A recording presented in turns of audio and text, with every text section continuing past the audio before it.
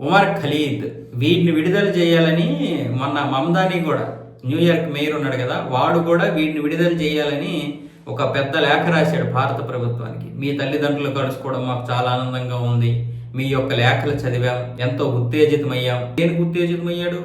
వీడు కూడా ఉగ్రవాదిగా మారడానికి అయ్యాడేమో న్యూయార్క్ మేయర్గా. అయితే 2020లో సిఏఏకి వ్యతిరేకంగా చేసినటువంటి నిరసనలో ఈ ఉమర్ ఖలీద్ వల్ల మొత్తం 53 మంది మృతి చెందారు.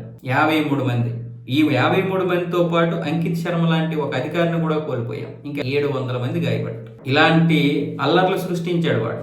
మొత్తం 15 మందిని, ఉమర్ ఖలీద్తో పాటు 14 మందిని అరెస్ట్ చేశారు అప్పుడు ఢిల్లీ పోలీసులు. అయితే అందులో 8 మందికి ఈ నేరంతో సంబంధం లేదని బెయిల్ పై మంజూరు చేశారు వాళ్ళని. మిగతా 7 మాత్రం ఇక్కడే ఉంచారు.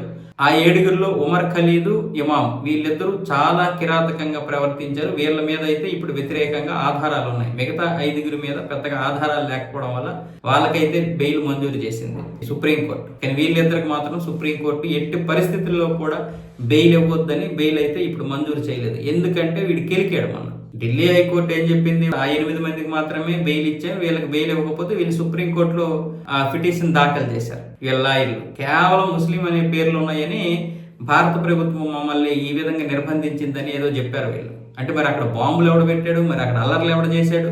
వీళ్ళు కాదా? 53 మంది ఎలా చనిపోయారు? మరి వాళ్ళే పీకలు కోసుకొని చనిపోయారా?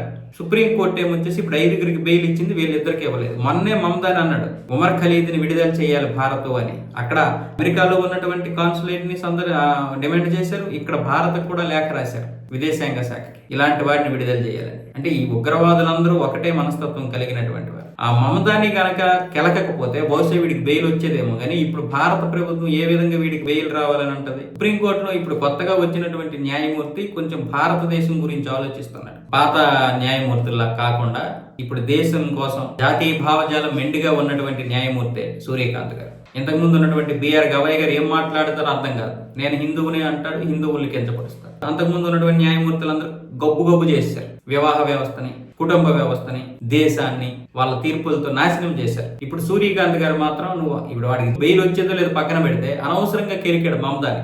ఆ మమదాని లేఖ రాయకపోయినా, లేకపోతే మిగతా వాళ్ళు ఈ మానవతా మూర్తులందరూ వీడి గురించి కొంచెం కన్సర్న్ చూపించకపోయినా కోర్టులు కొంచెమైనా కన్సర్న్ చూపించేది. కానీ వీడిని విడుదల చేయాలని డిమాండ్ చేయడం ఏంటి? వీడి వల్ల 53 మంది చనిపోతే ఇలాంటి వాడిని విడుదల చేయాలని కోరుతున్నటువంటి వారందరినీ తీసుకొచ్చి జైల్లో పడేయాలి.